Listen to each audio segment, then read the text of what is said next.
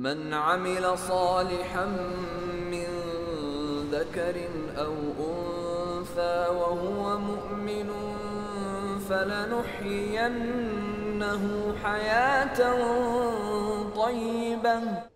بسم الله الرحمن الرحیم. ان الحمد لله نحمده و نستعینه و نستغفره و نعوذ بالله من شرور انفسنا و من سیئات اعمالنا. من یهده الله فلا مضل له و من یضلل فلا هادی له و اشهد ان لا اله الا الله وحده لا شریک له و اشهد ان محمدا عبده و رسوله. بینندگان عزیز و گرامی، سلام و رحمت و برکات الهی بر یکایک شما بزرگواران. برنامه دیگر از رشته برنامه حیات طیبه رو تقدیم حضور شما بزرگواران میکنیم با یادآوری این رهنمود الله عزوجل که من عمل صالحا من ذکر او انثى وهو مؤمن فلنحینه حیاتا طیبه. مرد و زنی که کارش صالح و شایسته انجام بده به شرط اینکه مؤمن باشه، الله سبحانه و تعالی بهش با قطعیت و تأکید خبر میده که فلنحینه حیاتا طیبه، او را از زندگی پاک و پاکیزه‌ای برخوردار میکنیم. حیات و زندگانی او در دنیا در مسیر و در چارچوب زندگی پاک و پاکیزه و حیات طیبه است و در آخرت هم از بهترین اجر و پاداش برخوردار میشه. بنابراین برای اینکه در سایه قرآن کریم از زندگی پاک و پاکیزه برخوردار بشیم، میبینیم که شرطش رو قرآن کریم در این سوره قرآن، در این آیه مبارکه از سوره نحل ایمان بیان میکنه و عمل صالح، و همین گوهر و جوهر اصلی زندگی مسلمان هست. به عبارتی دیگر، انسان مسلمان در تمام زوایا و ابعاد زندگیش، در لحظه لحظه زندگیش، برای درک حقیقت و برای پیمودن راه درست، بعد از شناختن درست این راه، نیازمند پیروی از کتاب خدا و سنت رسول الله صلی الله علیه و آله و سلم است. به عبارت دیگر، این زندگی در چارچوب ایمانی درستی معنا و مفهوم پیدا نمی‌کنه مگر با ایمان و باورمندی به وحی، قرآن و سنت و فهم اون بر اساس فهم بهترین های این امت، یعنی صحابه رسول الله صلی الله علیه و سلم و نسل های دیگری که و دو نسل بعدی که رسول الله صلی الله علیه و سلم از اونها به عنوان خیر القرون، یعنی بهترین نسل ها یاد فرمودند. اینجا باری دیگر نکته و مسئله طلایی و مهم و قاعده اساسی رو برای کسب سعادت و رستگاری و شناخت درست زندگی خدمت شما بینندگان عزیز و گرامی عرض میکنم. به عنوان انسان مؤمن، خانم و یا آقای مسلمان و با ایمان و باورمند میخواد از زندگی پاک و پاکیزه برخوردار بشه. شرط اساسی ایمان هست. شرط بعدی عمل صالح هست. ایمان چطور تعریف میشه؟ عمل صالح چطور تعریف میشه؟ این همون چیزی است که الله سبحانه و تعالی در قرآن کریم میفرماد ما فرطنا فی الکتاب من شیء. از فرمود سعادت، از بیان حقیقت و آنچه که اصل و شرط و مهم هست در فهم دین و قرار گرفتن در جرگه دینداران و مؤمنان راستین، از بیان اون در کتاب، در قرآن کریم کوتاهی نکردیم. ایمان تعریف شده، عمل صالح تعریف شده. بنابراین اگر سعادت و رستگاری رو میخوایم، اگر حیات طیبه و زندگی پاک و پاکیزه رو میخوایم، انتخاب ما باید انتخابی ایمانی مبتنی بر راهنمودهای قرآنی با تعریفی که قرآن از ایمان و با تعریفی که قرآن از اعمال صالح و شایسته داره باشه.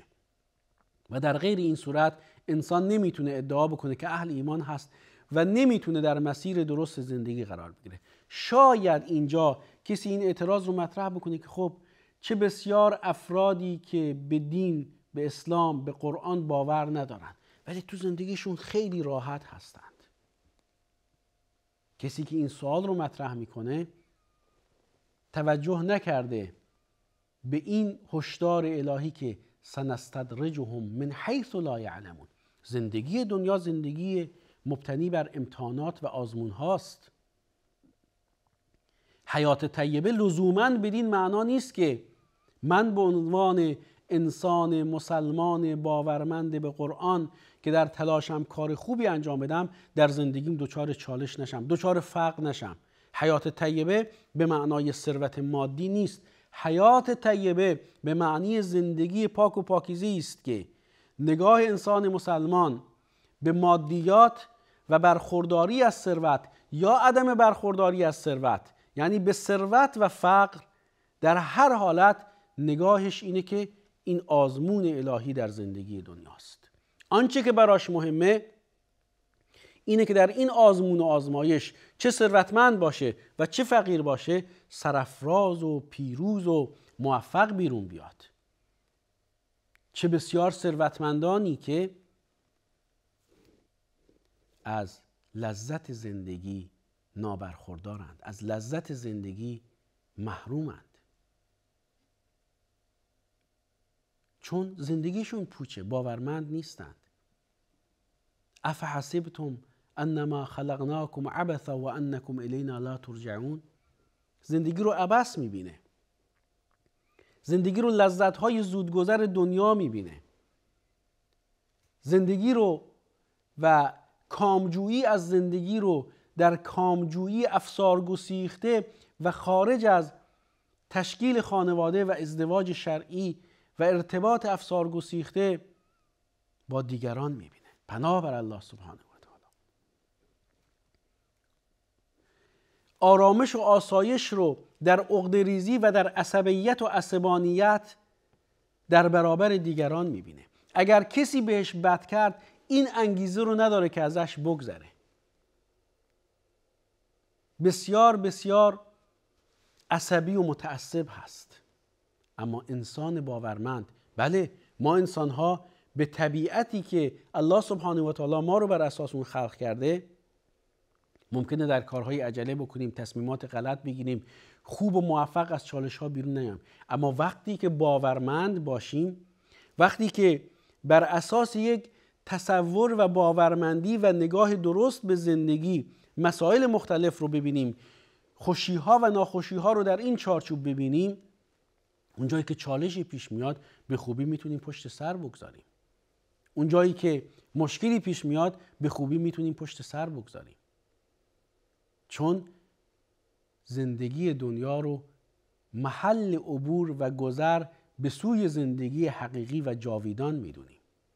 بنابراین برای اینکه رفتارهای ما رفتارهای مناسب و شایسته باشه، باید اینهایی که عرض میکنم دو قاعده اساسی است.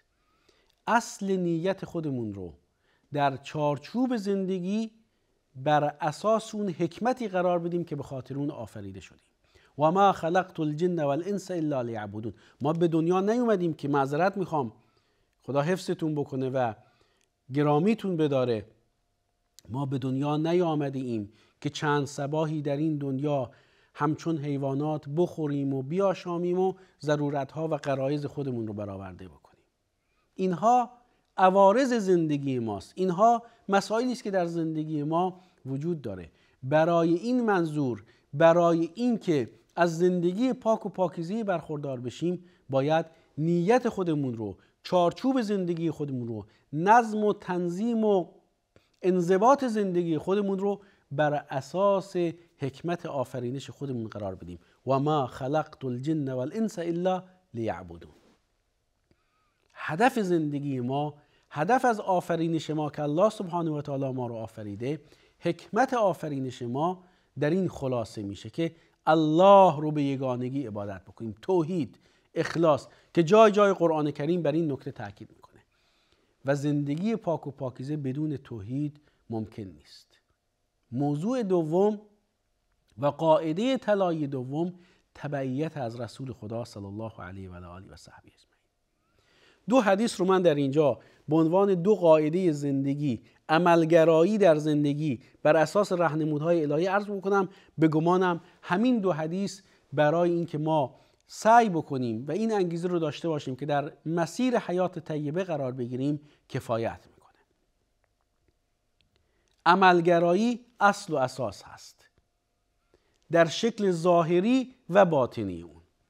اعمال باطنی نیت هست، ایمان هست، باور قلبی هست. گرچه ایمان صرفاً به باور قلبی بر نمیگرده، بلکه علاوه بر باور قلبی اعتراف زبانی و عمل به اعضا و جوارح رو هم میطلبه. اما در اون بخشی از ایمان که جزو اعمال باطنی است، نیت خالصانه بسیار بسیار حائز اهمیته و در رابطه با همه اعمال باطنی. و از این روست که یک، رسول الله صلی الله علیه و آله و سلم فرمودند انما الاعمال بالنیات. اعمال به نیت ها بستگی داره. برای اینکه عملی خوب باشه، این حدیث رو علما میگن که یک اصل هست از زبان رسول الله صلی الله علیه و سلم درباره اعمال باطنی، چون نیت اون چند و چون اعمال باطنی است که محلش در قلبه. انما الاعمال بالنیات، اعمال به نیت ها بستگی داره.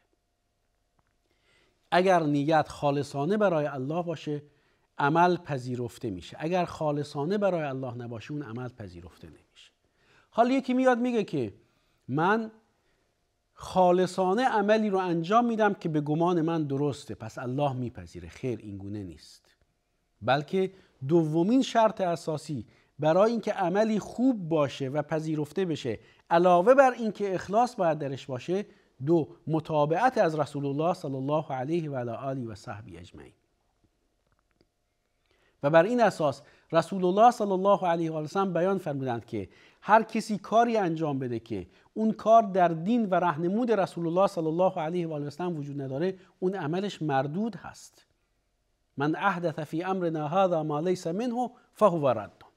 این دو قاعده اساسی برای ما قانونی بزرگ و بلکه بسیار بسیار حیات بخش رو در مسیر زندگی نشون میده. میخوایم در سایه قرآن و در سایه سنت از زندگی پاک و پاکیزه برخوردار بشیم. یکی دو جلسه گذشته پیرامون زندگی در پرتو قرآن مطالبی تقدیم حضور شما شد.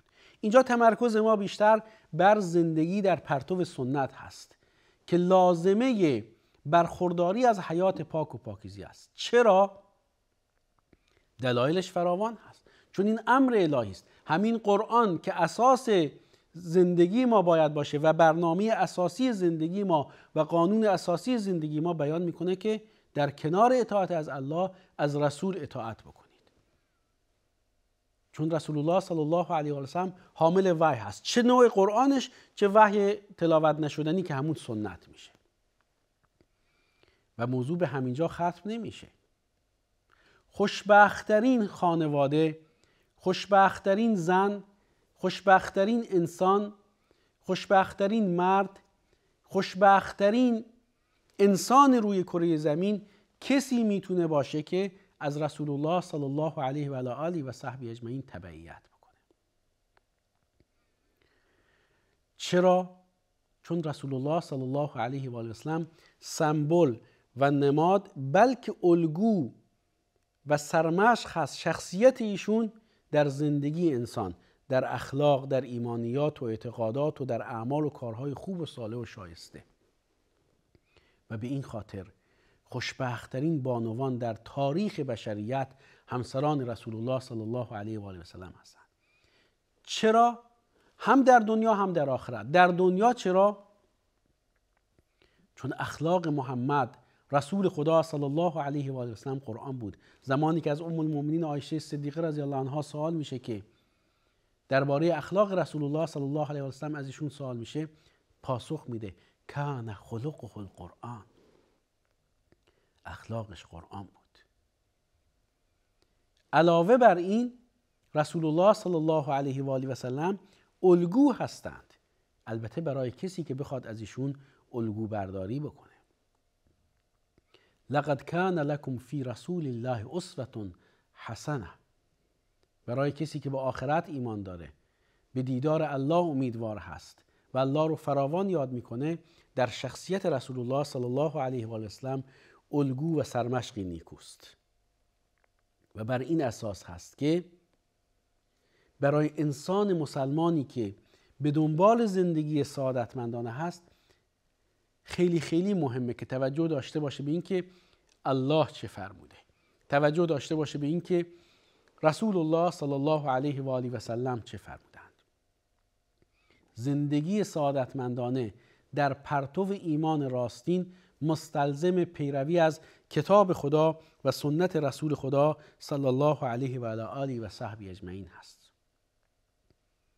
نظام زندگی دنیا مبتنی بر اسباب هست و ما انسان‌ها مرکب از جسم و روح در زندگی خودمون برای اینکه سعادتمند باشیم باید اسباب حسی و معنوی رو به کار بگیریم. برای رفع گرسنگی غذا میخوریم، برای رفع تشنگی از آب استفاده میکنیم، برای حفاظت خودمون از گرما و سرما لباس میپوشیم، برای رفع تاریکی از نور و انرژی استفاده میکنیم. اینها اسباب مادی و حسی زندگی ماست. برای رفع بیماری به پزشک مراجعه میکنیم، از دارو استفاده میکنیم. اما این همه زندگی نیست. با مادیگرایی محض نمیشه درست و سالم زندگی کرد، چون این با ساختار وجودی ما در تعارض قرار داره. ما علاوه بر اینکه این پیکر خاکی متشکل از جسم و ترکیب یافته از گوشت و پوست و استخوان و سلولهای پیکر خودمون هستیم، در ساختار وجودی ما روح هم قرار داره و معنویات ضرورت زندگی ماست و تأمین غذای روح و توجه به معنویات شرط و اساس هست برای سعادت و رستگاری. اما ما خودمون نمیتونیم برای خودمون کافی باشیم. برای فهم زندگی، درک درست زندگی، بنابر شرایطی که داریم، بنابر محدودیت هایی که داریم، علم ما، دانش ما، توانایی درک ما ناقص و محدود هست، مطلق نیست. و از اون جهت که در بسیاری از موارد خیر و شر خودمون رو نمیدونیم، از این روز که الله سبحانه و تعالی برنامه سعادت و رستگاری رو در اختیار انسانها قرار داده. برای همه مردم پیامبرانی رو فرستاده که این سلسله پیامبران رو با بعثت محمد و رسول الله صلی الله علیه و آله و سلم ختم کرده، با برنامه کاملی که در اختیار بشر قرار داده. بنابراین اگر سعادت و رستگاری میخوایم، جز در سایه فهم قرآن، فهم سنت، عمل به قرآن و سنت مبتنی بر اون روشی که بهترین های این امت در رأس اونها صحابه فهمیدند و عمل کردند، جز در این راه و روش سعادت و رستگاری نیست. و اگر هم به صورت مقطعی کسی از بخشی از زندگی خودش به عنوان یک ناباور لذت ببره، این استدراج هست، این امتحان هست، این آزمون هست. اصل سعادت و رستگاری و هدایت و رسیدن به مقصد در تبعیت از فرامین الله سبحانه و تعالی و پیروی از سنت رسول الله صلی الله علیه و آله و سلم به فهم صحابه بزرگوار و دیگر نسل‌هایی است که رسول الله صلی الله علیه و آله و سلم از اونها به عنوان بهترین نسل‌ها یاد فرمودند. به پایان این قسمت از برنامه حیات طیبه رسیدیم. با یکایی که شما بزرگواران خداحافظی می‌کنم. الله یگانه معبود بر حق، نگهدارتون.